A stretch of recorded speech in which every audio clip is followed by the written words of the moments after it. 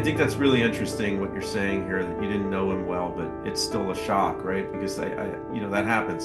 You know, when someone's from your neighborhood or you grew up around somebody, but you didn't necessarily like, you weren't friends with them, you weren't connected to them, but then you find out that they're dead. It's shocking because here's a person that was part of your community, whether you were close with them or not, and they're gone, and in such a horrific way.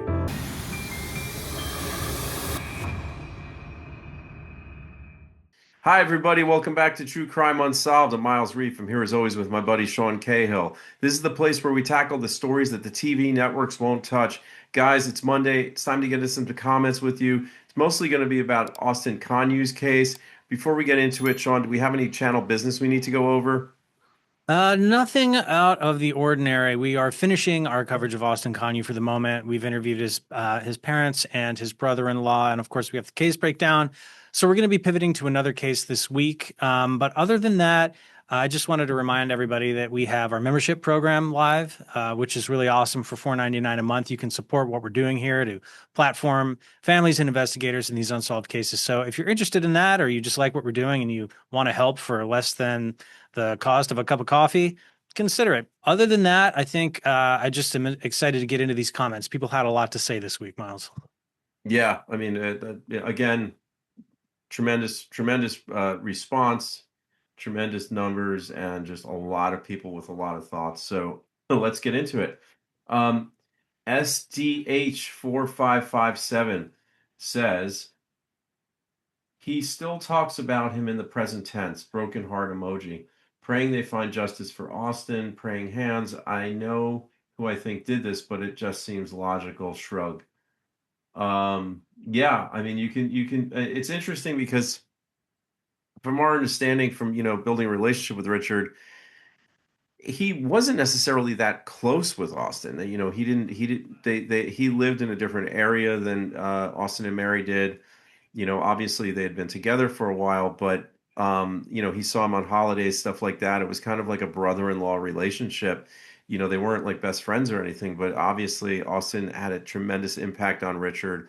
And I think also just the fact that, Austin was married to Richard's sister and she was so impacted by this. He's just really taken it on. We've garnered a ton of respect and affection for Richard dealing with him over the last couple of weeks, and him helping promote the episodes and just how dedicated he is to all of it. It's pretty inspiring to watch. It is, yeah. I mean, I think I've said it before, but he's the kind of guy I would want in my corner. I mean, you can go a couple different ways when something like this happens in your family, and all of them are understandable. I mean, some people kind of retreat into themselves or don't want to deal with it or are just overwhelmed, and other people kind of like walk into the fire. And I think Richard is one of those guys. He's taken up the Facebook page, he's come on our show. He's there for his sister and he's there for Austin's parents in a way that he doesn't necessarily have to be. It feels like above and beyond in a lot of ways, and I think it's amazing. I can't say enough nice things about that guy. Yeah, I mean he's like, it's a cliche, but Richard's the guy that you want in your corner when something hits the fan. I really get that feeling from him. Right. You want to take this next one? This is from our old friend Ruru. Hey Ruru, what's up? So they're saying, I appreciate Richard being here. The more I hear about this case, there's no way in hell that this was just random. Someone was jealous, and it was someone who knew Austin was about to move from that house, and someone who knew the girls were not there that night. P.S. Join the membership. Yeah, yes to all of it, Ruru. Absolutely. I think, Miles and I talking about this case have gone over the idea that maybe it was someone random. And to us, it does feel like sort of a tier two theory here. It just feels so targeted. It's so angry. Everything about this crime seems so premeditated that the random element. Yes, you always hear about, the Richard Ramirez's of the world once in a while, but that stuff is so rare that there's a person out there who just takes pleasure in entering random homes and doing something this over the top to a random person in the middle of the night.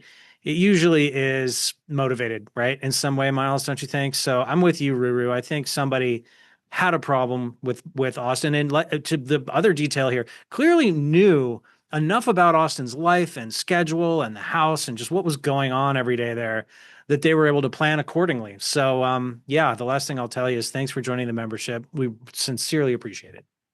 Absolutely. Yeah. Thanks, Ruru. I would say the thing that sticks out to me the most about your comment here is that it was someone who knew Austin was about to move from that house. You're not the first person to bring that up. And I think it's so interesting that this happened the night before they were actually moving, right? And they were leaving that rental house. And it could be a coincidence, but it does seem to stick out as, you know, a very, very interesting fact on this case that, was this the last chance because they knew that's where they were and they weren't necessarily sure where they were going, or, there was going to be a different situation in that new home. Who knows? Who knows what was happening or why that decision was made? But again, I mean, you could look at a case like Missy Beavers, you could look at a case like Liz Barraza, and you could make the argument for it being random. I think that's very, very difficult to do here. Someone breaking into a home in the middle of the night, someone, finding their way to a certain bedroom, someone, killing someone, and with another human in the bed next to them, not doing anything to them. There's a child down the hall. All of those things, it's never added up as a random killing to me. So yeah, agree with everything you're saying. And yes, Ruru, thank you for the membership. We really, really appreciate it. Mallory S5523. Thank you. I only found out about Austin's death this morning. He was a classmate of mine for 7 years through junior high school and high school. I didn't know him well. We were in plenty of classes together, but I don't know if we ever said 5 words to each other. That said, I'm so shocked and sad, and thank you for telling us who Austin was and for giving such good coverage of the facts. I'm just learning about this case, and you have given me so much information. Mallory, wow, I don't know what to say. I almost feel bad that you found out about your classmate through our podcast about his death, but at the same time I'm super flattered that you're turning to us to get this information. It's a big responsibility and we don't take it lightly, so that's pretty amazing. I think that's really interesting what you're saying here, that you didn't know him well, but it's still a shock, right? Because that happens. When someone's from your neighborhood or you grew up around somebody, but you didn't necessarily, like, you weren't friends with them, you weren't connected to them, but then you find out that they're dead. It's shocking because here's a person that was part of your community, whether you were close with them or not, and they're gone, and in such a horrific way. It is, I'll keep saying shocking. I'm just going to keep saying shocking. You said you were shocked. I think it's a shocking situation. But again, Mallory, thank you for the compliment. We don't take it lightly. As you guys know, we do try to bring as much truth and honesty here, and we bring you directly the people involved in the cases. So we really, really do appreciate what you said. Thanks. Yeah, and I think this is a good example of kind of one of the purposes of what we're doing right now, which is that what are the odds that somebody who knew Austin back in the day should stumble across our YouTube channel and see this and think, oh my God, this is an example where the person actually doesn't have information. They're just kind of finding out everything for the first time. But it does show you the weird reach of the internet, right? And then you never know who's going to find this stuff. And so when we talk about these cases and we're looking for tips, it sort of applies there too. It's like you never really know who's going to see this thing and have some connection to it one way or the other. In this case, it's somebody hearing bad news. In another case, hopefully, maybe it's somebody who saw something or knows something or it triggers something in their mind. That's what I think about when I read this, aside from the obvious. I'm sorry that you're hearing this for the first time, Mallory. I mean, that really does, darken your day. But yeah, it is interesting. It just makes me think, who else watches this stuff? Who might know something? If she's someone who knew him for 7 years but didn't know he was deceased, for the last three. It's interesting, isn't it? It is. It makes you think, and also it makes me want to say, like the video, hit the notifications bell, subscribe if you haven't subscribed, because every time you do one of those things, it boosts us in the algorithm. More people will see this, more people will hear about Austin's death, and perhaps, as Sean is saying without saying, the right person will see this and they will either have their soul stirred to do the right thing, or they will, you know, talk to somebody, whatever that looks like. Perhaps the right person will stumble across this video if we boost it enough, right? And I think that's what we're trying to do here by keeping these cases alive, talking about them, elevating these stories. Absolutely. No, and it's just so interesting. It's like, who's going to know a little bit about this story, but maybe not as much as what's in the case breakdown or one of the interviews. And they're going to watch it and hopefully think, oh my God, something's coming together for me. Maybe I should reach out to Crime Stoppers. That would be the best case scenario here. And the worst case is that that doesn't happen, but that more people get to learn about Austin and who he was and why he was important. And that level of awareness just doesn't let the case die anyway, which is important. Right. Yeah, absolutely. Well said. Gail Starrett, my conclusion has not been changed. Just need that one person to step up to the plate and do the right thing. So, Gail, I can't remember if you commented on another video where you had actually told us what your conclusion is. Um, I'm assuming that you did, or that you're just kind of saying, like, I already kind of had my own idea about this, but it hasn't been changed by what I've heard here. And you're alluding to one singular person who needs to have like a come to the truth moment and step up to the plate and do the right thing, which I would assume means go to the authorities and turn themselves in. Yeah, and it's interesting how much this dovetails into what we were just talking about. It's like, even if it's not the one person coming forward and saying something, maybe it's somebody who's around them, who's suspicious of them. And when they see this stuff and see this coverage, could push them over the edge, to say Yeah, something. So yeah, I agree with you, Gail. Hopefully that's the goal here. Look, the worst thing that could happen is that everybody just stops thinking about Austin and stops talking about Austin, and this just fades into the background, and we're not going to let that happen.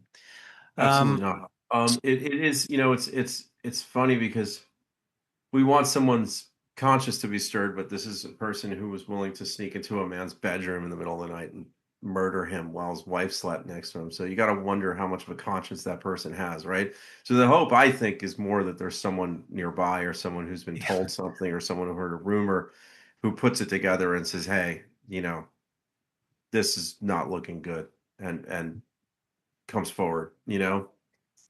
Yeah, exactly, exactly. I'm with you. I wouldn't appeal too strongly to the conscience of the person who is able to do something like this, because I don't think they have much of a conscience, but hopefully someone around them does and might start to put the pieces together, like you said, Miles, and wonder if maybe they should come forward with what they know.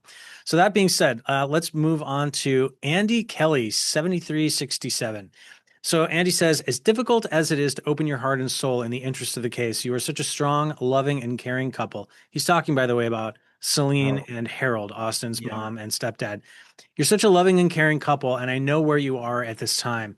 My younger brother was murdered and stabbed in Scotland, UK, back in 1993. The love of God is all I can put it down to, and you're right about we don't see the complete plan of God. But my faith in Jesus is the only reason I can live with it. We never did get justice in the real sense of the word because the case collapsed and the two suspects were set free. Anyway, I was so moved and I had a warmth in my heart throughout your interview. So I pray for you guys for a real breakthrough in your son's case and that your granddaughters will get to hold you close again as soon as they can. Never give up, guys. I know you won't be I know you won't, but I'm rooting for you and I send you both hugs and love. God bless you and keep you always in his loving heart and his loving arms. Amen and amen to that. Andy Kelly, UK, and a heart emoji. What a great just a sweet note to leave. I mean, it's so funny because I always think of the internet as this like place where people are the worst versions of themselves, and you scroll through a lot of comment sections on a lot of videos and websites, and it's mostly people just unleashing the beast on one another. But then you see stuff like this, and I love how much of this we get at True Crime Unsolved. It makes me feel really good about humanity, and for people to see strangers and understand what they're going through and have some sort of a human connection and feel empathy. So Andy, my hat is off to you for taking the time to type that out. I know Harold and Celine and Richard will probably see that comment and it will touch them. So thank you so much for that. It's really nice. Absolutely. And Andy, can I just ask, can we just get some sun in your country, please? Because I've been here for 5 weeks and I've only seen the sun twice. And I love it here, and I love the people, and I love the food, and I love everything about it. But man, I could use some sun. That's all I'm saying. Um, KG Penguin. Hi, KG. It's cagey. Thanks for always being here for us. So KG says, makes sense that it was a female. And who is the person that benefited the most from his murder? A female. Hopefully, the justice system will catch up with whoever pulled off this cowardly, cold-blooded murder. I don't really know what to say to that, KG. Yeah, I mean, hopefully the justice system will catch up with whoever pulled off this murder. And I guess it could be debated who benefited from the, I mean, I guess multiple people received, survivor benefits from Austin, and unless there's some thing that the police know about that hasn't been made public yet, or Austin had some deep secret and there was someone else that was in some way benefited by him being gone. Yeah, I think it's pretty binary there. So yeah. Yeah, I'm pretty sure KJ, you're reacting to Richard talking about how he believes it looks like a female, which we've talked about before on this case, and I think you're just saying, yeah, that makes sense. It does. I mean, I won't say much more. I think Miles, you nailed it. I mean, it's possible. We see some people around that seem to have benefited a little bit in the aftermath of this. It's possible that there are others, or at least one person, sort of out of frame that we're just not aware of. We have to keep that in Always, mind. right? Always. Yeah, I we mean, have to keep always that in got to mind. keep that in mind, guys. Some crazy thing could come up that we Yep, don't know about. Unlikely and doesn't happen too often, but when a case goes unsolved, you have to leave your mind open. I would say this case hasn't been unsolved that long, so I still tend to stay within the parameters of, what we know and where things usually fall when you absolutely. study cases like this. Right on. Well, let's move to some general topics, right? So that's kind of some selections from the Austin Kanu coverage over the last couple days.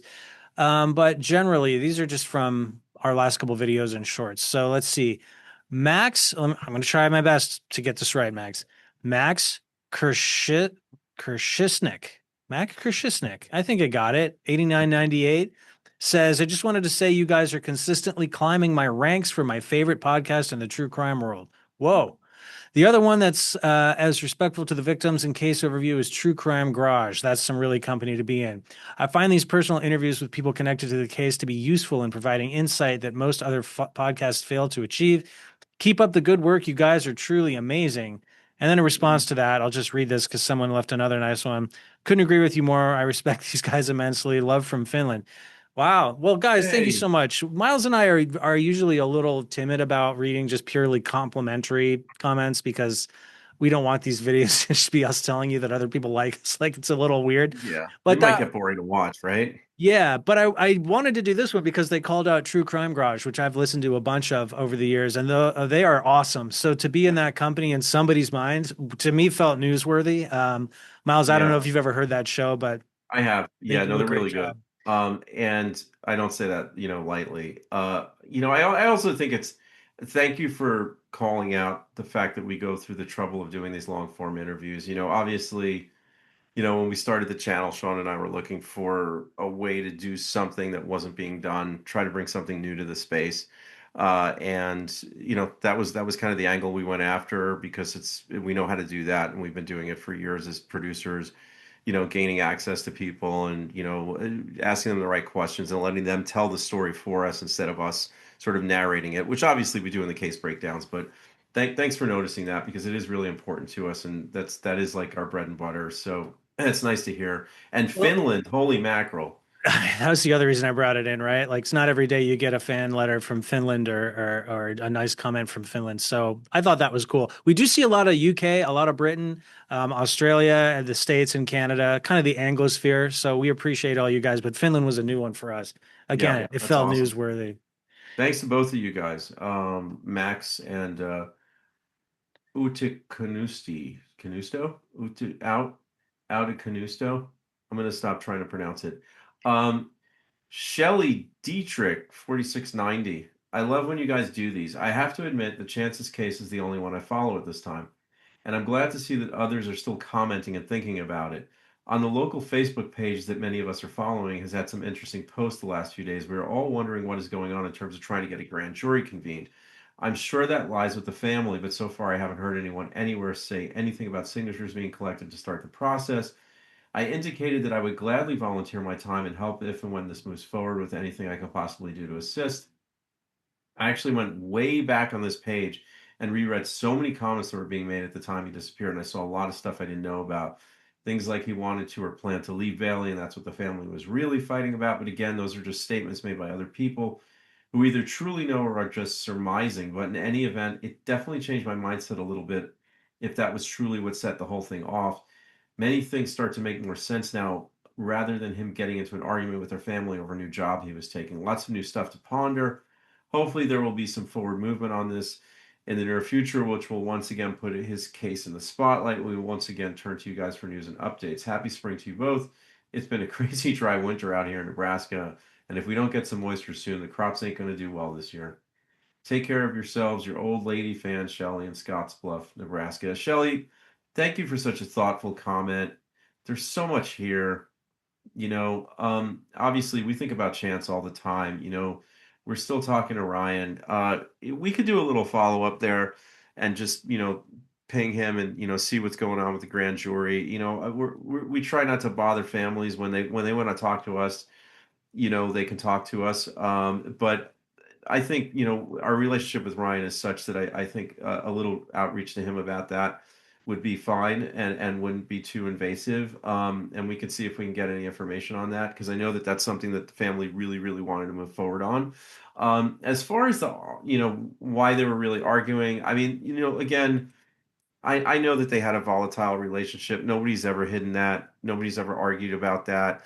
I don't know if they were specifically arguing because Chance was saying I was going to leave you. I mean, there were witnesses at the golf club, where the drinking was going on and where the argument started that, did give statements that, sort of like alluded to the fact of what they were fighting about. It did seem that it was about Chance's job and, him taking offense at what was being said.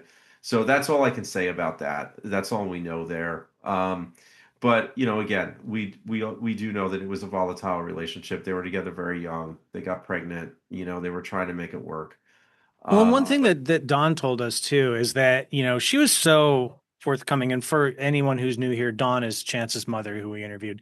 So Chance's mother, Dawn, told us that before Chance and Bailey took this trip out to see her family in Nebraska, he had told his mother, look, like we're working on this thing together. We're trying to make this work. We want to make it work. And what we think we need for a couple of days is just some space from everybody. So don't call me, don't contact me, and it wasn't just about Don. It was kind of like everyone in his life, I think. That's why they physically moved locations for a couple days to just try to clear their head and get it together. So the fact that he was thinking of leaving her, it could be that it developed very quickly, while they were there, but it sounds like the last his family heard, he was actually more like committed to trying to figure it out. They had a newborn child together. Chance was not the kind of guy that, wanted to run away from that situation. He wanted it to work from what we were told. So, I understand people have probably, like you used the word surmised, have probably surmised a lot of different scenarios here that could have taken place. And they could be totally true. I don't know for a fact. I wasn't with Chance the last day that he was ever seen alive, but all I have is the context from his mom, which is a pretty close source. And it just seemed like I didn't get the sense from her that he was like, if this trip doesn't work out, I'm out of here. It was kind of the opposite. It was like, I need to do whatever I can to make this relationship work. Are we fighting? Yes. Are things tough between her and my family and maybe me and some other people in this whole scenario? Yes. But I have to find my way through it because I'm a dad. This is my newborn and I'm married to this person. So yeah, I just wanted to throw that out there almost on Chance's behalf because I think people have made a lot of hay over what was going on between him and Bailey and the fact that he disappeared obviously adds this element of intrigue and mystery to that relationship about how much drama there really might have been behind the scenes. But what we really know for sure is just kind of what I laid out. I think Chance wanted to make it work. Whatever happened that day is weird. He got upset, he took a walk, and we don't really know why or where he intended to go except for all the way back home, which obviously he didn't make it to. So I'll follow that up just by saying, Miles, I think you're right. Maybe we will revisit this one soon. When we talked to Ryan last, we were kind of talking about the fact that winter was about to set in. There was going to be a lot of possibly snow or ice on the ground where Chance was found. And so searching that area as like a part of a public effort would be tough. But it's now, March. Hopefully soon right, here, yeah, things will start to thaw, depending yeah, on how it goes in Nebraska. And maybe it's time to talk about that again and just see what the plan is and what's yeah. going on going forward. Yeah, I think Shelley, it's thank you for prodding us a little bit on that because I think it is about time that we check in with Ryan and see what's going on because Hmm. obviously for a lot of people that case isn't over. And just to add to what Sean was saying, you know, just like a little detail on that, Chance was obviously very close with his mom, very close with his brothers, and he actually, he didn't separate himself from everybody. He went to go with Bailey to her family, and he said, give me some space. I need to be with her side of things for a while. So I don't think that's the actions of someone that's about to leave. I think that's the actions of someone that's willing to do whatever it'll take to try and make it work, and is trying really hard. And I don't know what was going on with Chance's side of the family and Bailey, and why they decided to, like, hey, let's not talk to my mom for a while. Let's go stay with your folks. But that is what was happening. So I think that is an important point. Right on. Um, you want to take this next one? Yeah, I will. I'm sorry I gave you such a long monologue only to take the next comment. I hope you guys like the sound of my voice, especially you listening to the podcast.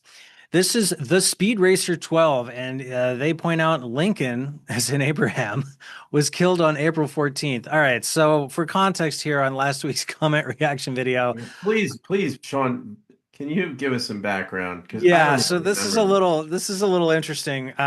So in last week's comment reaction video, we had a comment from a viewer of ours named The Chosen One too, who comments with a lot of interesting theories on all of our cases, and he had pointed out a similarity between Austin's case and Liz Barraz's case, in which The the addresses, street yes, addresses yes, were yes, were the same numbers on the streets, right. even though these cases appear to be completely unrelated. Which fit in with his mistaken identity mirror house theory of the On house Liz on the Barraza. next block over. Yeah. Yes. And so it was a really interesting comment. And as part of kind of like reacting to it and parsing it, I compared it to this famous conspiracy theory, if you could even call it that. Just something that sort of notes the similarities between the JFK assassination and the Abraham Lincoln one, right? And it's like they were elected and, 100 years apart. One was like 1865, he was killed. One was killed in 1965. I'm probably getting that wrong too. But one of the things I said was they were both killed maybe on like November 22nd, right? And I'm just pulling this out of my head, trying to remember this theory I've read on the internet before. I'm not an expert on the JFK assassination. I'm not an expert on the Lincoln assassination. And I guess I'm being corrected here. Lincoln was not killed on the same calendar day as JFK. Lincoln was killed on April 14th. And what day is it today? March 9th? My dignity was killed on March 9th because I was completely wrong on all of this, and I'm being schooled now. So thank you. I love when you guys correct me. I like to stay on track. But I will say in my defense, I was kind of pulling that out of thin air. It wasn't something I was prepared to talk about when we started filming that. And if you guys want to go deeper on assassination conspiracy theories, maybe Miles and I can start a separate YouTube channel to Oh, that stuff. yeah, that's a crowded space, my friend. Yeah, I'm not sure I'm Um, ready to. Clearly, I'm not ready to go into it. I think I don't think I um, have the public trust. So let me take this next one.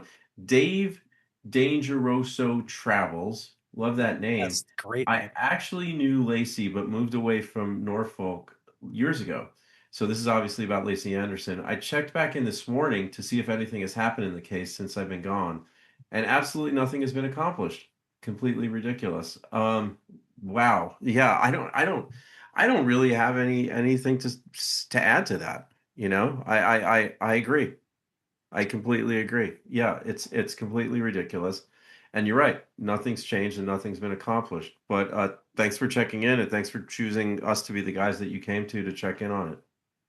Yeah, I like this comment because it kind of hits the nail right on the head. It's like, this is, I'm from the area. I'm concerned about this person's case. It's been 16 years. I was watching this video hoping there'd be some news and there's not. That is ridiculous. Absolutely. All right. I'll take this last one here. This is another follow up to last week. This is Vicky. This one I remember. This is Yes. this I know what this is in reference to. This is Vicky Klopp. And last week I wondered if it was pronounced Vicky K. Lop. Could have been. She says, "Thank you for answering my question, Sean. My name is pronounced Klopp. Problem solved. Like yours, my Shih Tzu is also half. The other half is Chihuahua. Is that Miles? I hear laughing. So this woman has half of my problem and half of yours, basically, all wrapped up in the same cute package. Yes, and yes, it was me laughing, but we're the only two people here, so it's either me or Sean laughing. Whoever's not talking is the other person. Yep. Vicky, thanks so much for the comment. And yeah, I've got a crazy Chihuahua back home, who's probably missing me quite a lot and tearing up our dog sitter's house right now. Anyway, listen, guys, thank you so much as always for commenting. Thanks for everybody who's joined the membership tier, and anyone else who's interested in doing it, obviously we're going to keep adding stuff to that. This is going up on Monday, so this Friday we are actually starting a new case.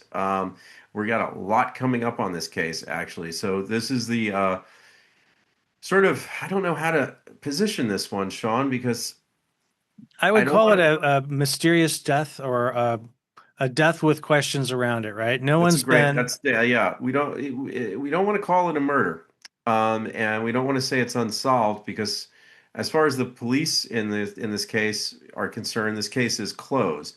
But the multitude of people that we've interviewed on it, and we have a lot of interviews on this one, do not agree. And I think when you guys see the case breakdown, and then you start watching some of the interviews on this, you're going to have some questions too. So I think this is one that everyone's going to want to check out. Yeah, the mystery here is not so much who did it as much as it is there more to be investigated here? Which I feel like we've talked about a couple cases like that in the past. Is the answer here satisfactory? It's kind of like the Chance Englebert, case in a way. There's But been Chance was a missing persons case that stayed open for a while, and then they found his remains, and there were a lot of questions around it, right? This is like there's a body. There's a body from yes. this night when it happened, and there are strange circumstances around that body. And the question is there more to it? Or not is the official story that we've been told and that we've read and that's been put out by the police the story, or are all the friends and family members that we've interviewed are onto something? Yep. So we're going to hear a lot more about it, and you're going to hear it not necessarily just from Miles and I, but straight from the horse's mouth as we talk to all the people connected to that case. So that being said, guys, we've noticed a lot of you are now listening to us on Spotify. Thank you. If you're hearing it there, we appreciate you. And if you aren't aware yet and you'd prefer to hear us as a podcast, you can find us anywhere you get a podcast, right? Miles, Apple, Amazon, Spotify. So it really is a choose your own adventure as far as how you want to get these episodes delivered to you. All right, guys. Well, we'll see you on Friday for the beginning of this new case. And thanks everybody for watching. Thanks for the comments.